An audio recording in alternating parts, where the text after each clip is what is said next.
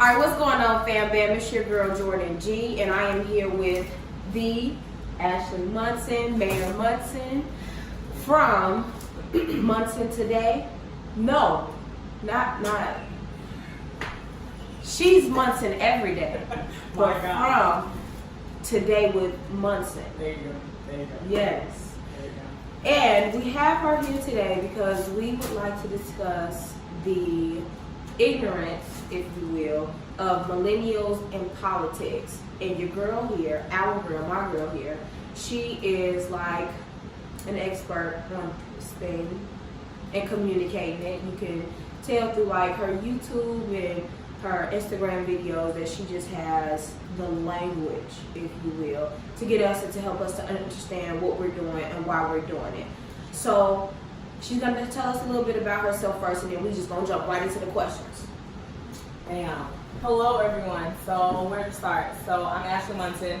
Like Andy said, I have a YouTube channel and I do little videos on Instagram and Facebook just to help everyone be aware of specific issues, political issues that's going on, why it's important to vote, things going on statewide, locally, and federally. A little bit about me. Went to Purdue University. That's when I decided I wanted to major in political science and minor in global studies. And so ever since then, all my jobs have been political in the government field. So my first job was a campaign manager. After that, I worked in Springfield for the Speaker of the House on his communications staff. And then after that is when I started lobbying. So I first started lobbying with the Illinois Environmental Council, environmental organization in Chicago, or throughout the state. And now my organization that I work for now is the Illinois Network of Charter Schools, where we represent every charter school in the state of Illinois. And so my job is to advocate on behalf of basically Black and brown kids that attend charter schools and reinforce the importance of options and allowing people to have school choice. So yeah, that's a little bit about me. I lobby now. I'm in Springfield most of my life. When the General Assembly is in session, which is January through May 31st, when they pass bills throughout the year, I'm in Springfield every day they're in session. So it's a busy time of the year, but I wanted to make sure to be here for Gamster. Oh, snap. So, first question. Yeah. Do they reimburse you for this gas because you go to Springfield every week? Let's talk about that. So, I work for a nonprofit, and we get donations from private donors. So, they reimburse me for everything, for gas, food, they pay for my lodging. So, yeah. Okay. Yeah. Okay. Oh, All right. Let's get dirty. okay. Why politics important? And why is it important for us as millennials to know about this stuff? For sure. I think we talked about it before this a little bit. Knowing how politics affects you, I think that's the bigger issue, right? Like, it's not just president, it's not just secretary of state. I mean, you have municipal government everywhere from your commissioners, everywhere from your aldermen, then you have your state reps, your state senator, then you have federal, U.S. senator, U.S. congresswoman or men. I think the biggest thing is understanding that all of it affects us. Like the laws that are created federally, statewide, and locally affect us, from taxes to Illinois has a bag tax, right? That affects us, right? We have to pay for bags when we go grocery shopping, unless you're going to come out the grocery store with multiple groceries. Like me. I've done it sometimes. Neck right? game strong. I can't. Trip game strong. But no, like little stuff like that affects us, and it's important to understand how it affects us and how we can change it. And so I always tell people, like, people think that their vote doesn't count. That's not true. I mean, we can argue the whole Hillary versus Donald Trump race where Hillary won the popular vote and Donald Trump didn't, and he still won. That's a whole different discussion. But like locally, statewide, your vote matters. This past election last year, people won or lost by 200 or hundreds of votes, meaning that one vote could make a difference. And so understanding how it affects you, from taxes to laws to seatbelt laws to red camera light laws, like stuff like that, it all affects us. And if we don't pay attention, we, one, don't have the right to complain about anything. Two, we're not aware or cognizant of how things are affecting us. I mean, one thing that's going on now, so the Illinois Senate just passed the minimum wage law, passed the law to increase the minimum wage to $15. And I think the goal is to have that set in stone by 2025.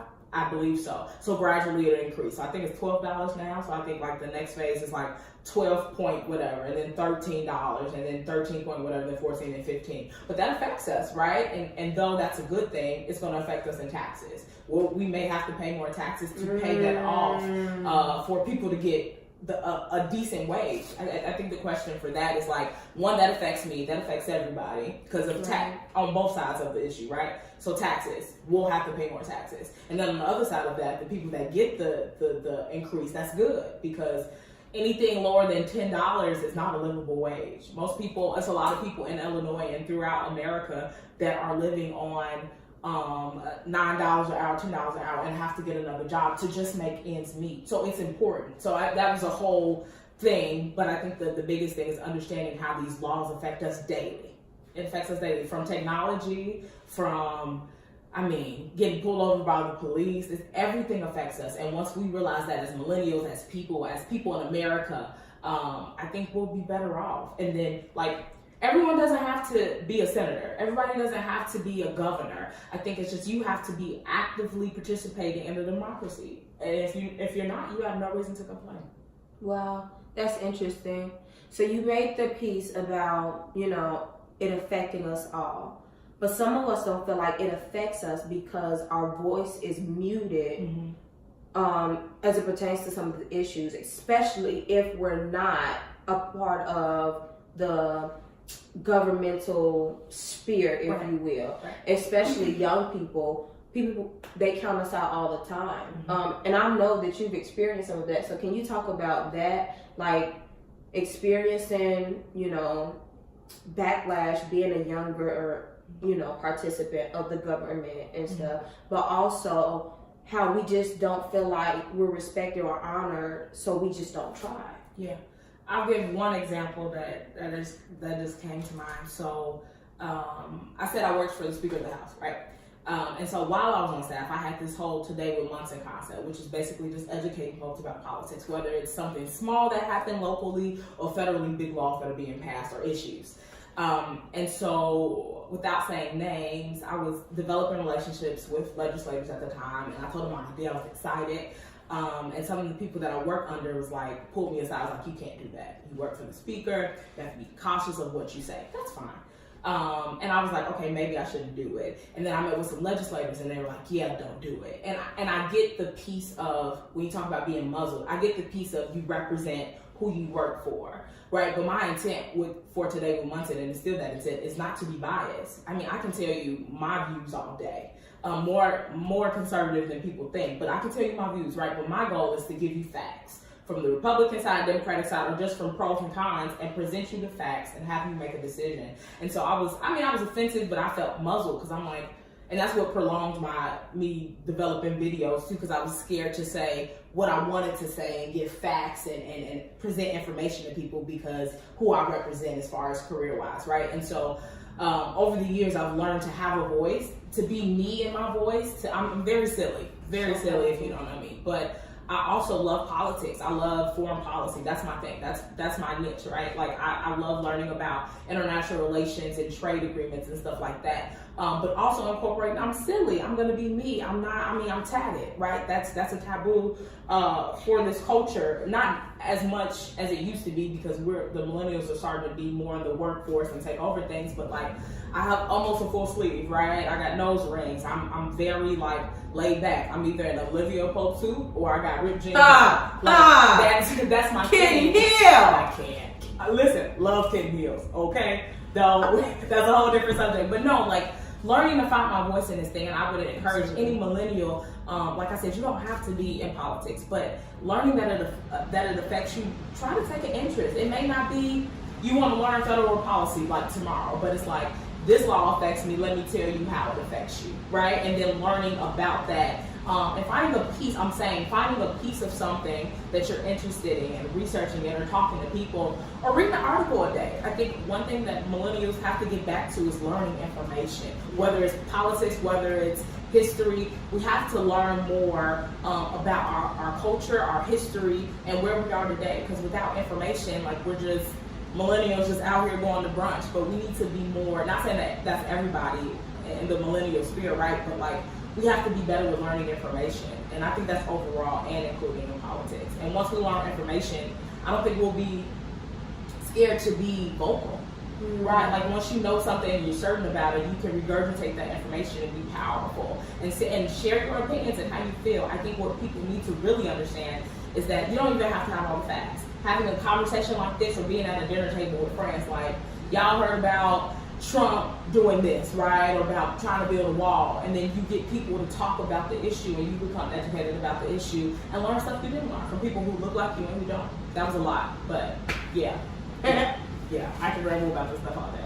So yeah, I think that's the biggest thing, gathering information, learning who you are, and putting the two together so you can develop a voice. You know, I think one thing, the Congress woman that was just elected, Alexandria something Cortez, I believe that's her name. She just got elected to Congress and she's causing havoc. Now, I don't agree with everything she's doing, but like the fact that she's sticking up for people of her age, sticking up for this generation and not being your normal politician. She's shaking Washington, D.C. up. She's trying to find her voice, trying to pass legislation that is good for the environment and good for this nation, right? So I think taking her as an example is maybe not agreeing with everything she's doing, but just the premise of finding your voice and standing by your voice and not letting anybody take you away from what you have to say, because your voice is your most powerful thing. Man. So our voice is our most powerful thing. So would you say that our voice equates to our vote? Yeah. Right. Yeah, I think, like I said, gathering information, learning who to vote for, what's bad. I think that takes a lot of research and like talking and having conversations. But your voice is your vote, right? Like you have the power to go to the polls. And being a person of color, we didn't have that right. Absolutely. In fact, slavery wasn't that long ago. The last lynching was in like, if I'm wrong or right, I think it was 1950 something or 1980 something. That was the last lynching. It's only 2019. So realizing like, one, we've come from so far. Two, to realizing that we had ancestors and parents and great grandparents fighting for our right to vote. You have that right to vote. And maybe, you know, sometimes you may not have always good candidates, but you can, if you see something that's wrong with the system, run for office. Find some, and I encourage you to be educated when you go for that platform. But like, you don't like something, gather information, learn about your community, learn what you don't like, and develop a platform. Either run for office or address your local officials. I think with Illinois specifically, it's easy to get to know your aldermen and your state reps and your state senators. In Springfield, they're more than accessible. More than accessible. Make a meeting, and especially if you live in their district, they'll want to meet with you because you vote for them. So you have a voice in that regard too. So I think it's finding your voice and understanding who we are as a people and why we should vote. It's not just, oh, it's a matter of I have to vote. No, you should vote because that's your right that was fought for before us, right? So, yeah. Okay. Speaking of aldermen, ma'am or sir, these potholes. That's all I'm gonna say. Real life though. That's all I'm gonna say. But even with that, our aldermen play a big role in that. My alderman, Carrie Austin, she has monthly meetings where people come and like talk about everything from street lights are off to like potholes and issues that's going on. You have to be actively engaged, and maybe you can't make it to every meeting, but try to set a meeting up. Email your alderman. Go to community events. Go to networking events because it's all connected at the end of the day. No matter what sphere you're in, from financial to if you're a college student, if you're an accountant, like no matter what it is, it's all connected. It all affects us if we don't know. Man. This is loaded. That's why I really don't have anything to say, because I've never been one to, care about this type of stuff, especially with being transparent. I'm only 20 years old, and I have not voted yet. But my thing is, my yeses are yeses and my no's are no's. It's no really break for me. If I don't feel led to do something, I'm just not going to do it. And I didn't know why. And then every time, I think what's significant about something that you said was, you can talk about your opinion all day, but you're going to give us facts, and the facts that we agree with will determine our vote. Sure. I have not heard that really yet. Yeah. Like, this is my first time. Now, mind you, it's my first time actually seeking out the information. But I believe that that's like a millennial perspective as well, because older people want to contain, shift, or even put in a box the millennial perspective or vote. They just want it. They're going to tell you what to do. They're going to tell you how to do it. I love my big mama, but I don't want to live in the same world that she lives in. I want to create a better world. So with me voting, that's what I would want to do. Create a better future and set us up for that. So I think this is really good for people like me who just don't care. And I'm developing to care for it because I care about my country, my community, and myself, and my future, my children. All of that is going to matter. So I have another question. How do you feel about Black Twitter?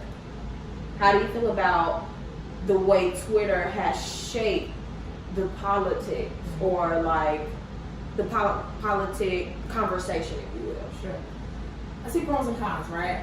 With social media in general. I think in regards to Black Twitter, I think it's a great thing. I think I log on to Twitter when it's award shows or like big things because people have so much to say and it's funny, it's comical.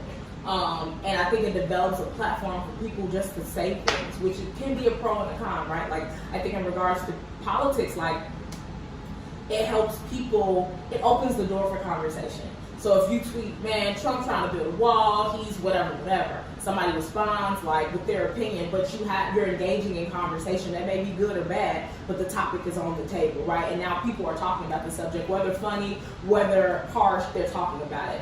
I think the con of Black Twitter is that you have a lot of people that have a platform that do not know information. So, and one of the first things I learned lobbying for charter schools is you speak to legislators who don't understand the fundamental things, who don't understand the foundation of things, right? One thing, the common misconception for charter schools is that we're private schools, you got to pay to come to our school. No, like it's not selective enrollment, it's a lottery for some schools. And even not understanding that we work with CPS. CPS is our authorizer, which is a whole different conversation. But just I'm saying that to say people don't understand fundamental information. And when you think about Black Twitter, everybody has an opinion, everybody's saying whatever comes to mind, because I guess that's what Twitter was created for a little bit, you know. You have people that are just saying stuff without any information or any background, which engages in conversation, but then you have people giving information that's incorrect. So I think it's a pro and a con because it opens the door for communication, but then once the door is open for communication or talking about a certain thing, like we need facts, right? I love your opinion, that's great, but give me facts. And I think to your point of like, you know, being a millennial and not understanding or not even caring why to vote, I think social media is so powerful. It's able to shift opinions. Just look at the, and this is probably a very loaded topic, it is, but how Russia influenced the election, right? We can talk about the way Russia and Trump's administration came together to do that, but they did it by influencing people on social media, on Facebook.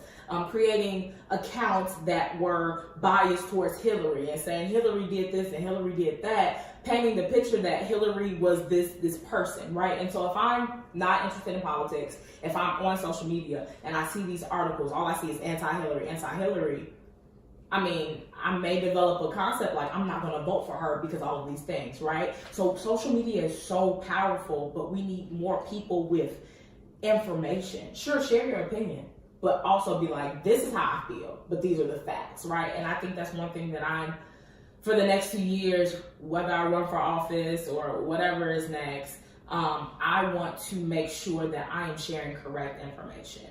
And I'm always open to people correcting me, right? Like I misspoke on something, and someone told me that I was wrong, and I Googled it, and I was like, you're right. And I started reading more articles and saying, hey, I was wrong, but this is what it is, right? I thought this, but this is the actual fact. Loaded response, but I think Black Twitter has influence. It's great for congratulating Black actors and actresses when we win, or, you know, putting people on platform or people of color or people that do great things in general, right? But I think we need to be a generation that consumes more information so we can regurgitate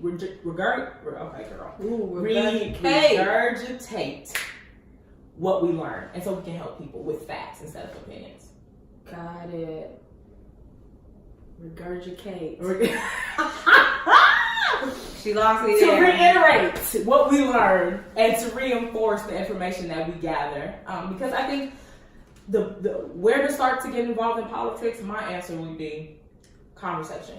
I mean, you got people that are racist, you got people that are Republican, you got people that are far left, and people that are moderate. But the goal or the starter of becoming interested in politics is picking people's brains. Like, what do you feel about this? Or how do you feel about stop and frisk? I'm not gonna say that on here, but I had a colleague that agrees that stop and frisk is okay. That's like racist, and that's not okay. And so even though I disagree with her, and my response automatically was like, "Fam, like, do you know who that affects? Like, you know, the minority, right? Minorities. I know something, and something is good, right? Like, it affects minorities, and the people that are most likely to be stopped are people of color, right? But engaging in conversation to gauge other people's point of view. I disagree with her, but I'll listen to why you have to say it. I mean, I may come to a conclusion afterwards that, yeah, you're a racist, but I'm gonna hear you out.